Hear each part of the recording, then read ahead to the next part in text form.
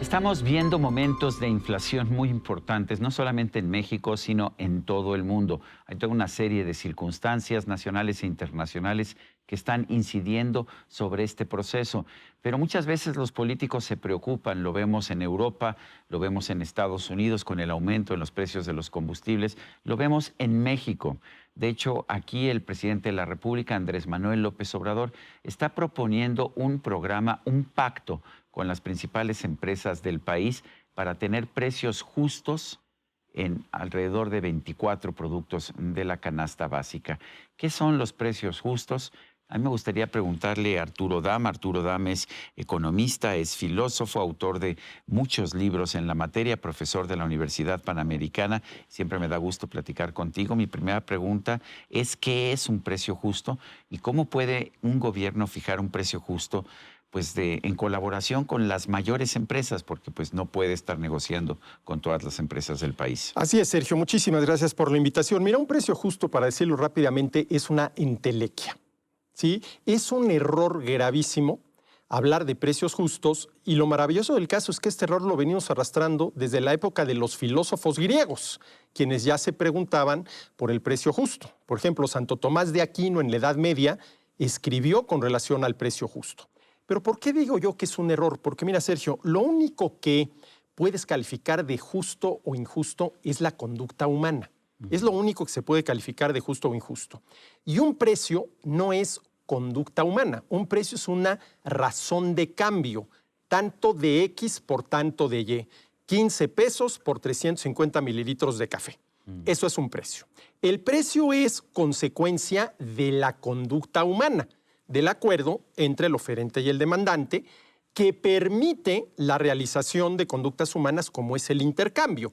Si entre el oferente y el demandante no se ponen de acuerdo en torno al precio, pues no van a intercambiar. Entonces, el precio, ¿sí?, no es conducta humana, es una razón de cambio. Y es totalmente erróneo hablar de los precios justos.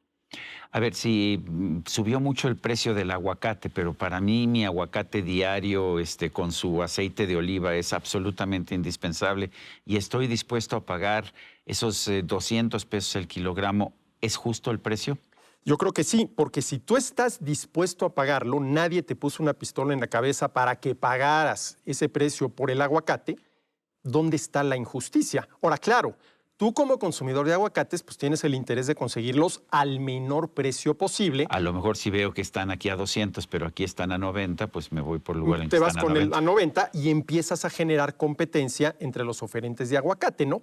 Ahora, aquí hay una pregunta interesante, Sergio. A ver, ¿tenemos los consumidores el derecho de que los bienes y servicios se nos ofrezcan al menor precio posible? Yo creo que no. ¿Tenemos el interés? Sí. Yo, consumidor de aguacate, tengo el interés de que el aguacate se me ofrezca al menor precio posible. ¿Y cuál es la única manera de lograr eso correctamente? Generando entre productores y oferentes de aguacate la mayor competencia posible. Pero si yo te dijera... Por eso los supermercados están anunciando constantemente, es que yo te lo estoy dando, claro, a 27.47, sí, y no, yo lo doy a 25. A 25. Están generando competencia, ¿no? Entonces, tú y yo tenemos el interés de que el aguacate se nos ofrezca al menor precio posible, pero no tenemos el derecho. Porque si tú y yo tuviéramos el derecho de que el aguacate se nos ofreciera al menor precio posible y el menor precio posible al cual se puede ofrecer el aguacate es el que le permite al productor recuperar su costo de producción, pues los productores de aguacate tendrían la obligación de ofrecer el aguacate a ese precio, y eso tampoco es cierto. Es increíble, Sergio, la cantidad de malos entendidos que se han generado en torno a este concepto falaz del precio justo. Ahora, ya tuvimos en el pasado aquí en México, tú tienes la edad para recordarlo, allá en los años 80, pactos para la estabilidad de los precios. Por ejemplo, con Miguel de la Madrid, con Carlos Salinas de Gortari, se hicieron unos pactos para la estabilidad de los precios. ¿Funcionaron? Mira, en términos generales funcionaron, lograron bajar la inflación. A ver, el primer pacto se firmó, si mal no recuerdo, el 15 de diciembre de 1987, a finales del sexenio de Miguel de la Madrid, el Pacto de Solidaridad Económica, que entre otras cosas era el acuerdo entre el gobierno y los productores para tratar de no elevar los precios. ¿sí?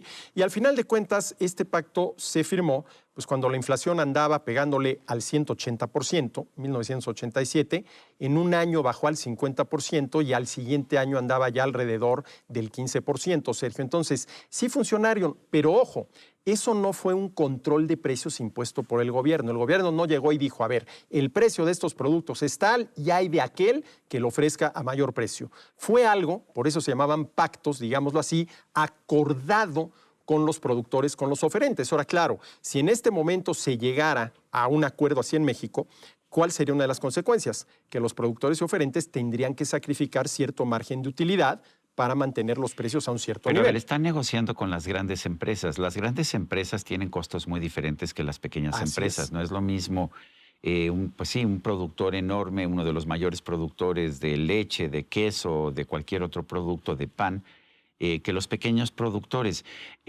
Las grandes empresas pueden sacrificar una utilidad de ciertos productos porque tienen otros productos.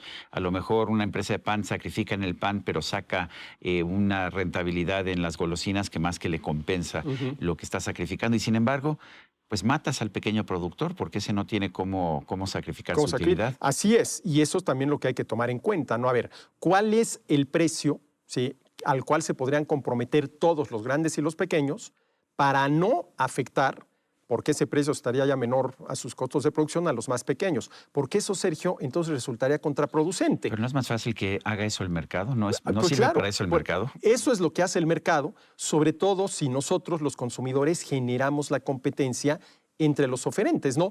Pero aquí muchas veces se cree, Sergio, que por contraponerlo, la mano visible del gobierno es más eficaz que la mano invisible de la cual hablaba Adam Smith. Pero si hay algo, Sergio, que la teoría económica demuestra muy claramente y la historia económica lo muestra, es que cada vez que el gobierno le mete la mano a los precios, ¿sí?, los resultados tarde o temprano son contraproducentes. He estado viendo comentarios en redes sociales, comentarios también en algunos medios que dicen, ¿para qué no sirve la Secretaría de Economía si no está evitando que suban los precios?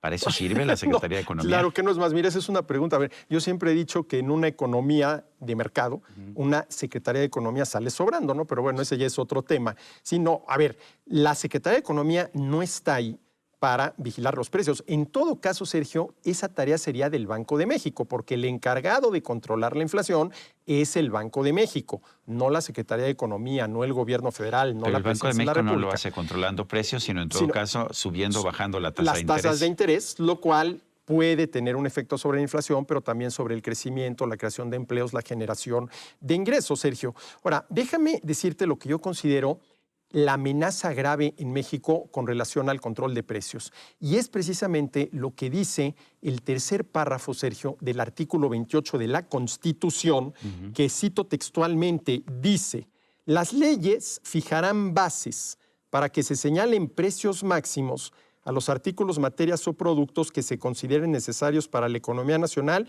o el consumo popular. A ver, o sea, esa es una justificación para el control de precios. Pues sí, dice, las leyes fijarán bases para que se señalen precios máximos.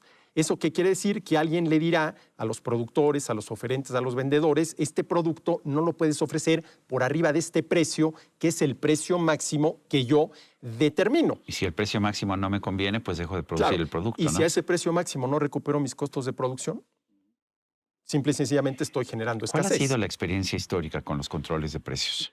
A ver, generalmente generan escasez, generan mercados negros donde puedes conseguir el producto, Sergio, a un precio mayor. ¿Por qué? Porque, a ver, imponen un precio máximo de 10 pesos. A ese precio no recupero mis costos de producción, pero yo te ofrezco el producto en el mercado negro, en el mercado ilegal, a 15 pesos. Oye, ¿por qué a 15 pesos y no a 12? Porque estoy actuando en la ilegalidad. Y ese es un riesgo que se compensa pues, cobrándote un precio mayor. Entonces, o sea, los controles de precios hacen que suban los precios. Exactamente, Sergio. Hacen que surjan mercados negros donde los precios son mayores de los que tenías en el mercado legal antes de que impusieras los precios máximos. Y esto, insisto, la historia económica te lo muestra una y otra vez y la teoría económica, la buena teoría económica, te lo demuestra lógicamente. Si tuvieras la responsabilidad de hacer política pública en este momento y te dijeran, a ver, tenemos una inflación de 7,5%, es muy alta, ¿cómo la bajamos? ¿Qué recomendarías? Mira, Sergio, lo que se tiene que controlar es la cantidad de dinero que se está intercambiando en la economía. Decía Milton Friedman que la inflación siempre es un fenómeno monetario que tiene que ver con la cantidad de dinero Pero que se ahora está estamos intercambiando viendo en la economía. también inflaciones estructurales, También, ¿no? ojo, Sí. esa es la otra. ¿Qué pasa cuando las presiones inflacionarias vienen por el lado de la oferta? Porque hay menor oferta, hay aumento en los costos de producción. Entonces, Por en ejemplo, ese se está caso, recortando la provisión de granos en el mundo por la guerra así es. la invasión de Ucrania por parte de Rusia, y estamos viendo también un aumento, una reducción en la oferta de petróleo crudo porque no se le está comprando petróleo crudo a Así es. Rusia. Y eso te genera presiones inflacionarias por el lado de la oferta que no tienen que ver con lo que decía Friedman de la cantidad de parte dinero que se monetaria, intercambia en la economía, la parte monetaria, la parte de la Aunque sí demanda. es cierto que todos los países desarrollados imprimieron dinero como locos a lo largo de la pandemia. Así es. Bueno, mire, el caso de México, en el último año, para decirlo de la manera más clara posible, la cantidad de dinero que hay ahorita en la economía mexicana, en el último año, Sergio, abril del año pasado a principios de mayo, aumentó 17%. Pues Es no nos pueden decir que estamos siendo tan cautos como nos tan dijeron. cautos como nos dijeron, y bueno, y ahí están los resultados. Si bien hay presiones inflacionarias por el lado de la oferta, pues también, a ver, Sergio, hace 2 años la inflación en México era 2,15%. Ahorita estamos 7,7% en la primera quincena de abril. Digo, es un repunte inflacionario muy serio, ¿sí? Y la inflación está muy por arriba de la meta de inflación del Banco de México, que es del 3%. Ahora, también, aparte de la parte monetaria, que la entiendo y coincido, tenemos una serie de ineficiencias en la economía mexicana, las dificultades para producir, las restricciones ahora, por ejemplo, para tener productos transgénicos, para poder tener fertilizantes, porque ya no quieren ni fertilizantes ni productos transgénicos. Todo eso tiene un impacto en los precios, ¿no? Sin duda alguna. A ver, en la medida en que, por ejemplo, ya no usas transgénicos, ya no hay fertilizantes y te cuesta más producir productos naturales, digámoslo así, no transgénicos o sin fertilizantes, aumentan tus costos de producción, se generan presiones inflacionarias que por algún lado tienen que salir. ¿Y cómo salen? Pues con el aumento en los precios. Aumentaron mis costos de producción, voy a aumentar el precio a ver si el consumidor está dispuesto a pagarme este mayor precio. ¿Puedo reducir la inflación si reduzco toda la burocracia que tenemos, si reduzco, por ejemplo, las dificultades para darte de alta en Hacienda, las dificultades para poder cobrar, las dificultades para poder contratar personal? Mira, yo creo que sí, Sergio, en la medida en que si eliminas todos esos trámites burocráticos, reduces los costos de producir, ofrecer y vender bienes y servicios. Eso te puede ayudar a eliminar presiones inflacionarias, sin duda alguna. En este momento, ¿cuál dirías que es la naturaleza de esa inflación que estamos viviendo en México? Mira, preponderantemente. Yo creo que hay los dos componentes. Sin duda alguna, lo que tú mencionabas, hay una contracción por el lado de la oferta, hay una menor oferta de bienes y servicios en términos generales. Esto te presiona los precios, te genera presiones inflacionarias, pero por el otro lado también, conforme vamos saliendo de la pandemia, sobre todo del golpazo del 2020, poco a poco la demanda se viene recuperando. Entonces, una ligera recuperación de la demanda con una caída, ¿sí?, en la oferta te genera presiones inflacionarias. Ahora, ¿qué tanto se va a recuperar esta demanda si ya tenemos inflaciones del 7,5% en México? ¿Qué tanto le va a pegar esto a la recuperación de la demanda y al bienestar de las familias? Durante mucho tiempo nos dijeron que un poquito de inflación era bueno, pero pues ahora estamos viendo que bueno para quién, ¿no? No para los más pobres. No, sin duda alguna. Mira, al final de cuentas, ¿qué es la inflación? Es la pérdida en el poder adquisitivo del dinero, por lo tanto, la pérdida en el poder adquisitivo de nuestro trabajo, porque si a ti y a mí nuestro trabajo nos lo pagan con dinero y el dinero pierde poder adquisitivo, lo que está perdiendo poder adquisitivo, Sergio, es nuestro trabajo. Y aquí están bajando el sueldo. Así es cierto. En términos de poder adquisitivo, en términos reales, nos están bajando el sueldo. Y aquí hay una pregunta interesante. A ver, si las personas tenemos el derecho al producto íntegro de nuestro trabajo, eso implica el derecho, ¿sí?, al poder adquisitivo íntegro de nuestro trabajo, es decir, de nuestro dinero, y la inflación atenta en contra de ese derecho. Ahora, en México, Sergio, creo yo que no podemos perder de vista lo siguiente. El Banco de México tiene metas de inflación. Eso también es muy cuestionable, ¿no? La meta es 3% más menos un punto porcentual de margen de error. Hace poco el subsecretario de Hacienda decía, es que en México la inflación ya no es transitoria. Claro, se refería al repunte en la inflación, sí. Pero en México, desde el momento en que el Banco de México tiene metas de inflación, lo cual quiere decir que tiene que lograr esa meta de 3%, pues la inflación no es transitoria. Y esa es la discusión, Sergio, que creo yo que deberíamos estar teniendo con relación a la teoría y política monetaria. ¿Es correcto o no que un banco central tenga metas de inflación? Arturo Dam, economista, filósofo, profesor de la Universidad Panamericana, gracias por esta conversación. El agradecido soy yo, Sergio. Y a usted, amigo televidente, que hace posible este programa, se lo agradezco también. Esto es todo por hoy, pero no se le olvide. Nos vemos la próxima.